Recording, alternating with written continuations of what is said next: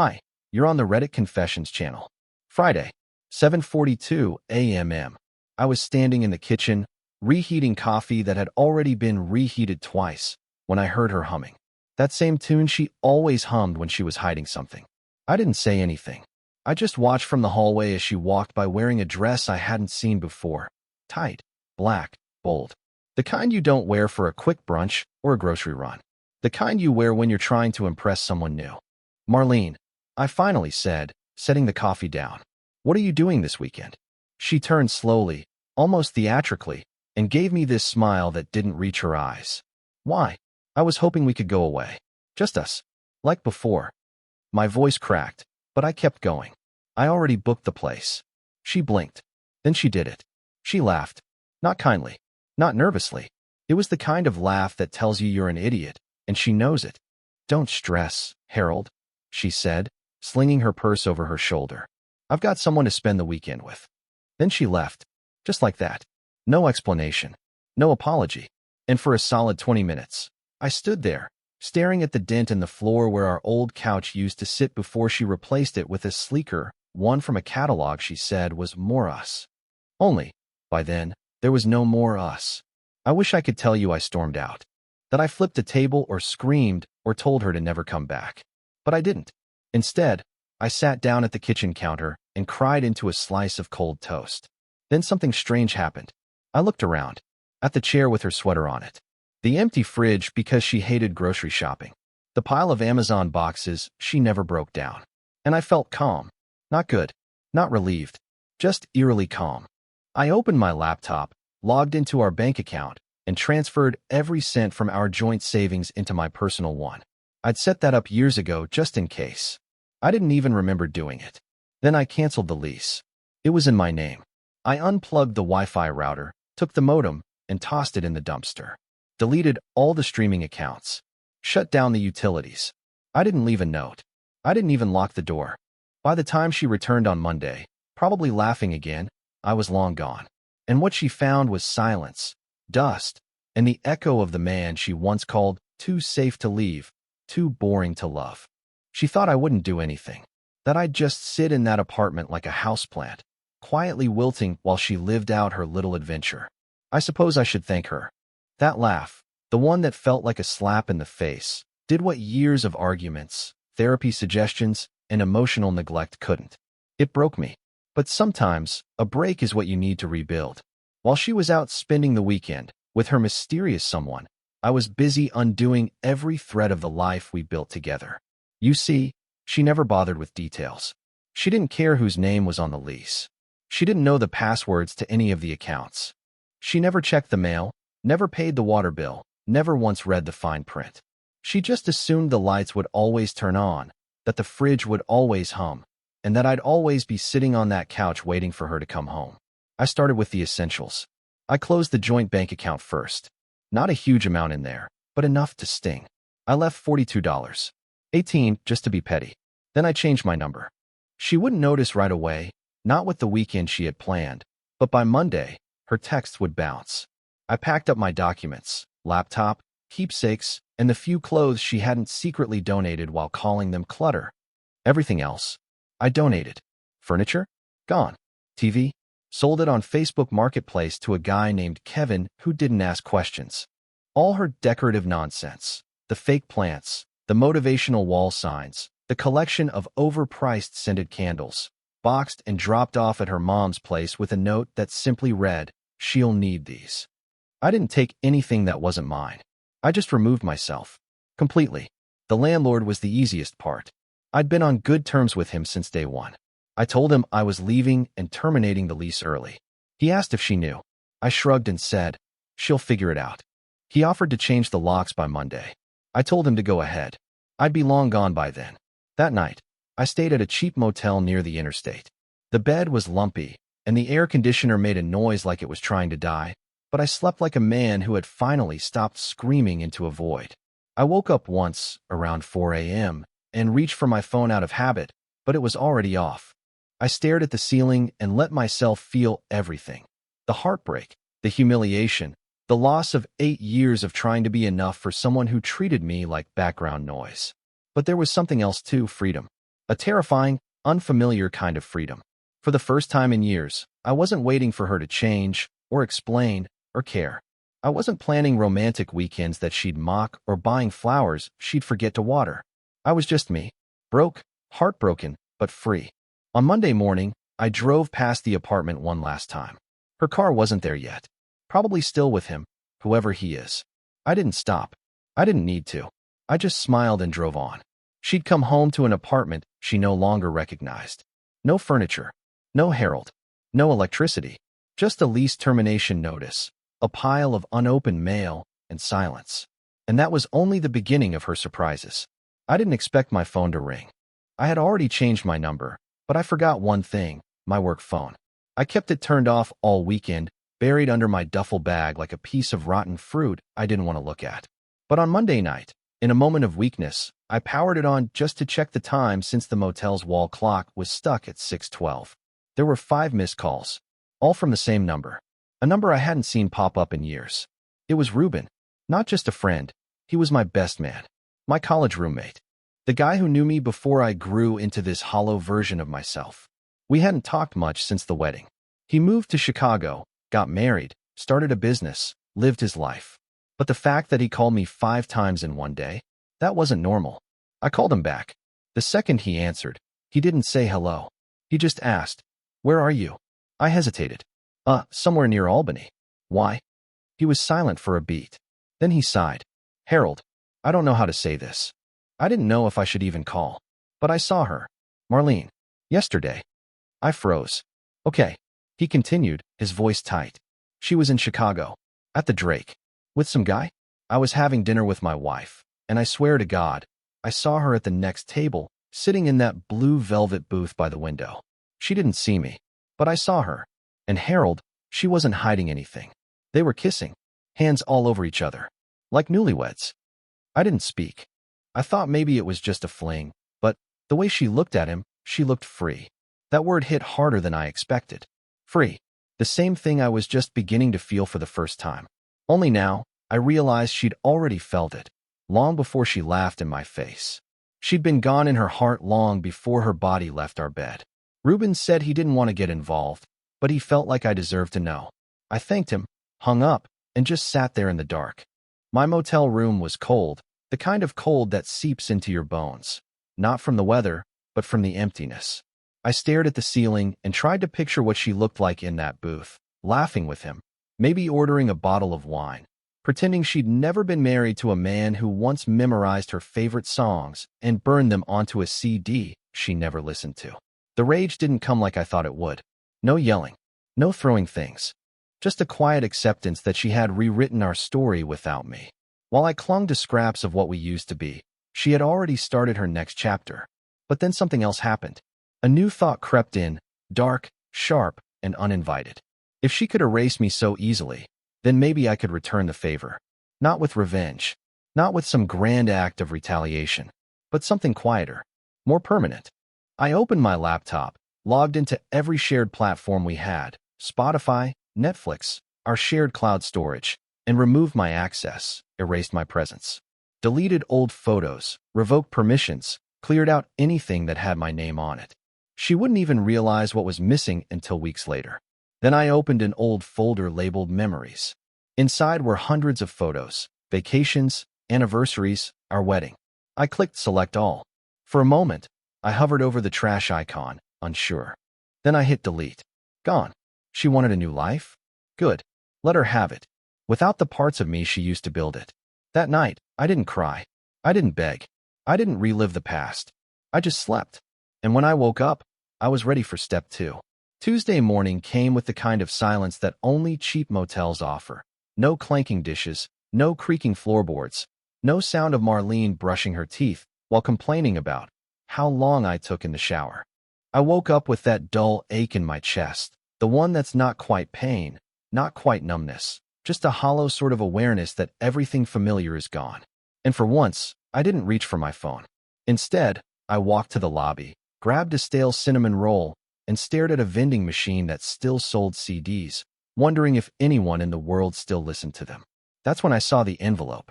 It was sitting at the front desk, my name scribbled across the front in sharp, frantic letters, Harold B. I hadn't told anyone where I was staying. I didn't even know until I pulled off the highway and picked the first place that had a vacancy.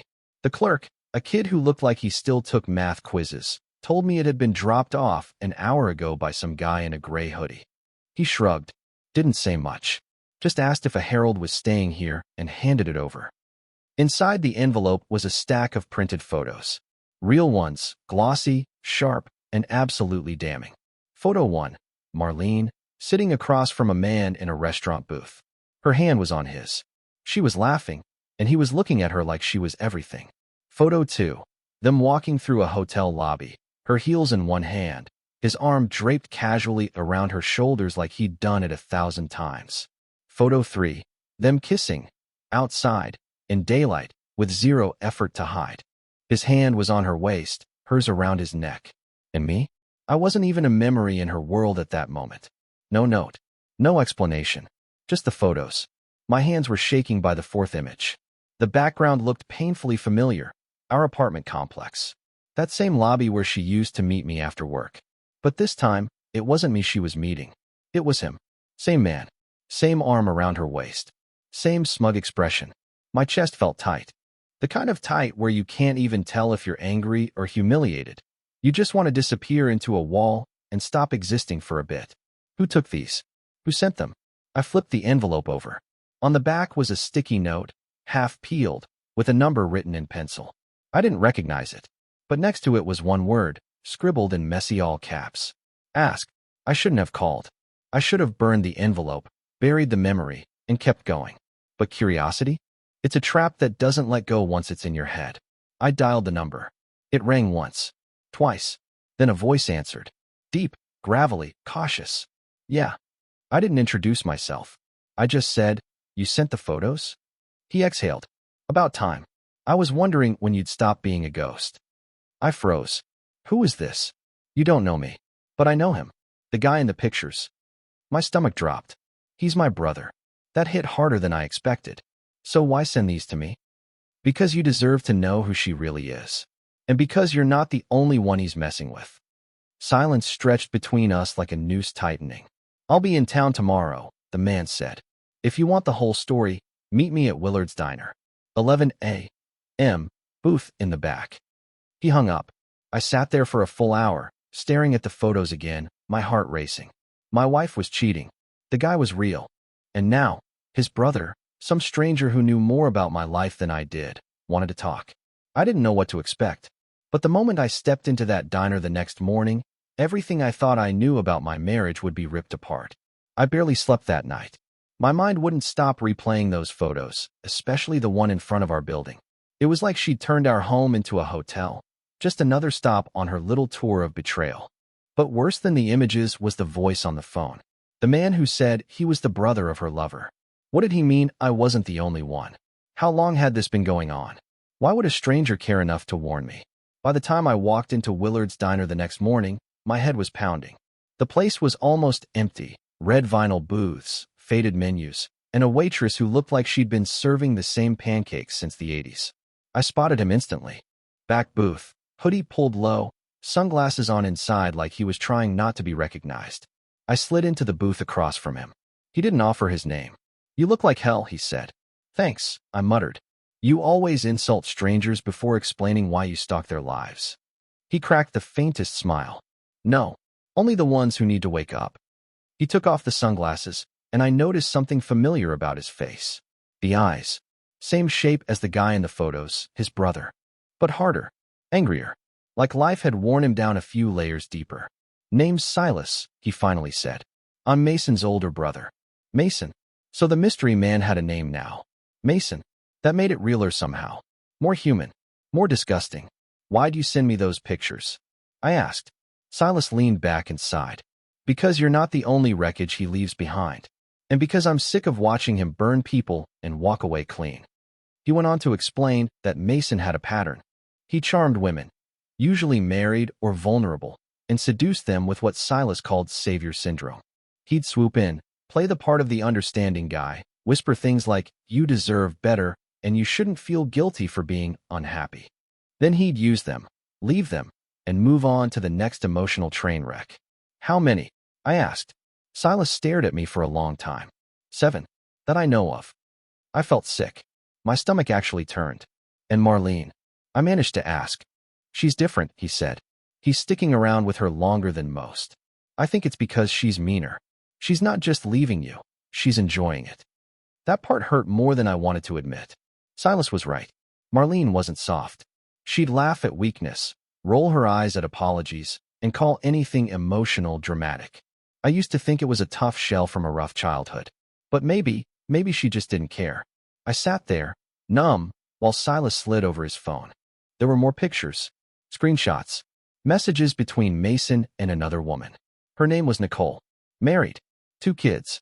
Left them both to be with Mason. Within 6 months, he was gone. Left her a note on the fridge that said, "I'm not built for forever. So why are you telling me this?" I asked. Because you've got something Mason never counts on. A backbone. Most guys just cry and move on. But you? You left. You burned the bridge first. That's why she'll panic. I wanted to argue. To say I wasn't strong. That I was just a loser in a motel with nothing but a half-eaten granola bar and a suitcase full of regrets. But I didn't. Because for the first time in a while, I realized I wasn't as pathetic as I thought. I left before she could throw me out. I took back my life before she could finish erasing me. Before I left the diner, Silas handed me a USB stick. You'll want to see what's on here. But be ready. It gets worse. I stared at it. Worse than what I've seen? He nodded. A lot worse. As I drove away, I knew one thing for sure. This wasn't just about cheating anymore. This was about something deeper. Something calculated. And Marlene had been playing me like a fool for longer than I ever realized. Back in the motel room, I sat on the edge of the bed holding the USB drive like it was radioactive. Silas's words echoed in my head. Be ready. It gets worse. What could be worse than watching my wife kiss another man outside our building? What could be worse than knowing she didn't just cheat, but smiled while doing it? I plugged the drive into my laptop and waited. There were 3 video files, all unnamed, all dated within the last 2 months. No labels. No context. Just silent thumbnails staring back at me. I clicked the first one. The screen flickered, then loaded footage from what looked like a hotel room. Cheap carpeting, tan walls, a lamp with no shade. And there she was, Marlene, laughing, pouring wine, barefoot, wearing my hoodie. She was talking to someone off-screen. Then Mason walked into view, shirtless, grinning. The sound was faint, but I could make out pieces of the conversation. Did he suspect anything? Mason asked. Harold, she scoffed. Please. He still thinks he can fix us with a weekend getaway. They both laughed. My ears went hot. My mouth went dry. He's harmless, she continued. Honestly, I think he'd thank me if he knew what he was missing. Poor guy, Mason said, still clinging to the dream. He clings to a lot of things, she replied, almost rolling her eyes. I think he still has every card I ever wrote him. It's like living with a scrapbook. They laughed again, louder this time. I paused the video. My vision blurred as tears filled my eyes. I felt sick. Not just betrayed, but mocked. Like everything I'd done to hold our marriage together had been a punchline in someone else's comedy show. And the worst part? They weren't even trying to hide it. I clicked the second video. Same room. Different day. This time, she was on the phone. I recognized the ringtone. It was mine. I froze. She had called me. On camera. She smiled into the phone. Hey babe, just checking in. Sorry I missed your call. Things are crazy here. The marketing team's a mess. Mason was standing behind her the whole time, holding up a sign that said, Liar of the Year. She giggled silently while I talked, my voice faint through the speaker. I remembered that call. I'd been worried about her. She said she was stressed. I told her I loved her. She said it back. Then, the moment she hung up, Mason grabbed her, and she whispered, That idiot actually believes I'm at a conference. The screen cut to black. I sat frozen in that motel chair for at least 10 minutes. My heart didn't know whether to shatter or burn. I'd spent years trying to be steady, calm, reliable, and now that same steadiness had become their entertainment. The third video was shorter. Different setting. She was in our apartment. On the couch we picked out together. Mason was with her. They weren't doing anything intimate, just talking. But what she said haunted me. Once I'm out, she said, he'll be fine. He needs a reason to feel like a victim. This gives him one. Mason chuckled. You sure you don't want to let him find out slowly? No, she said coldly. I want to laugh when it hits him all at once. The screen went black again. That was it. I closed the laptop. My hands were shaking, but not with sadness anymore. I wasn't even heartbroken. I was done. Done pretending I'd imagined things. Done thinking it was my fault.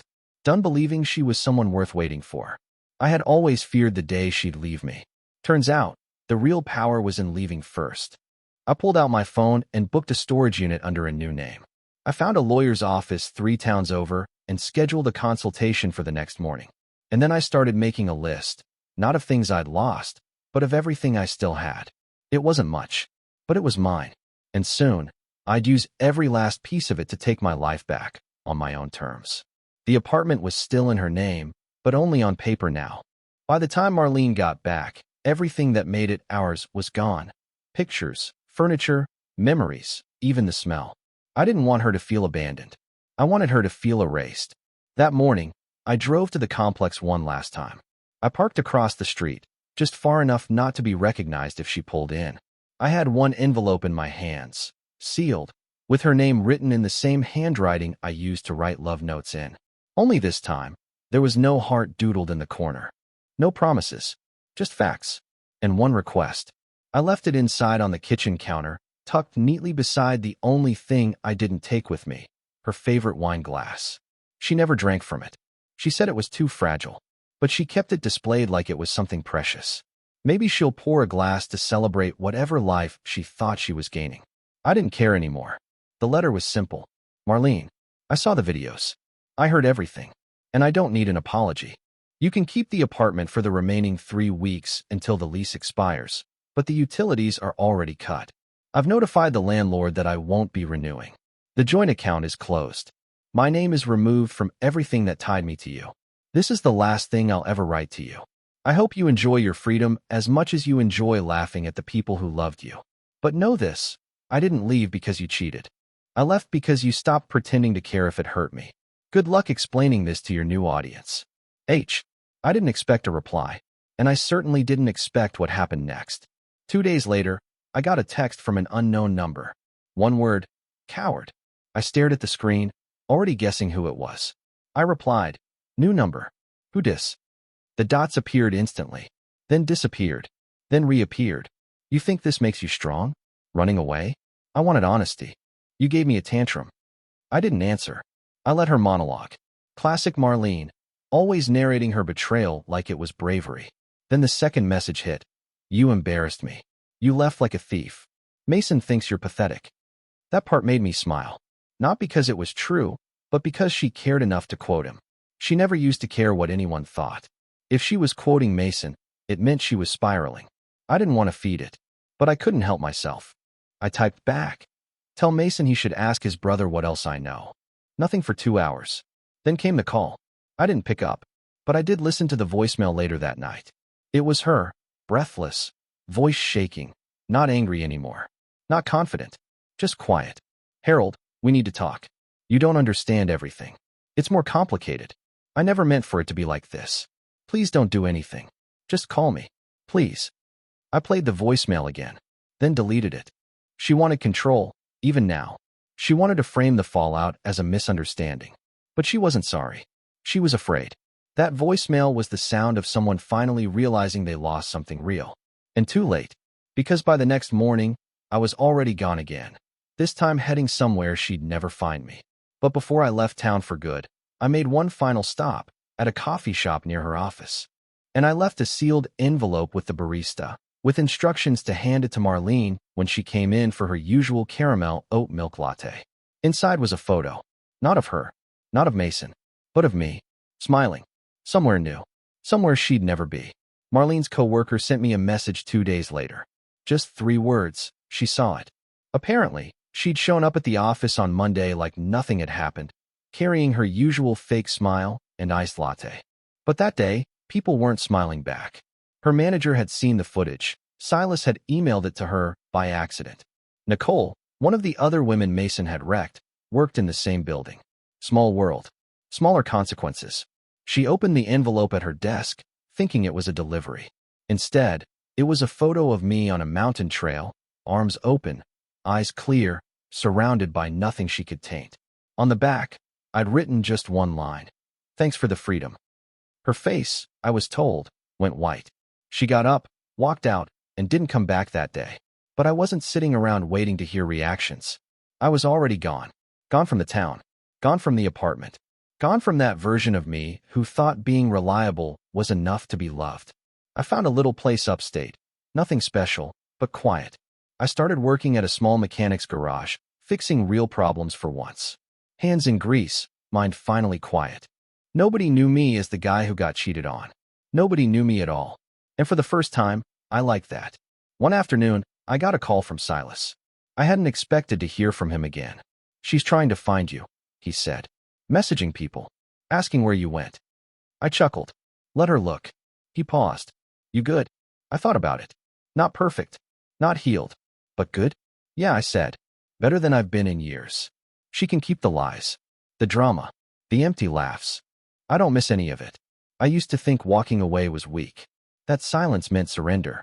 But now I know, silence is a door closing behind you, and peace is what waits on the other side. So if you're sitting in that motel room right now, staring at the ceiling, wondering if leaving makes you a failure, take it from me. It doesn't. It makes you free. Thank you for following this journey. If you've ever walked away from someone who didn't see your worth, I want to hear your story. Comment below with a moment from your life that changed everything. And don't forget to subscribe for more real confessions. This has been Reddit Confessions. See you in the next one.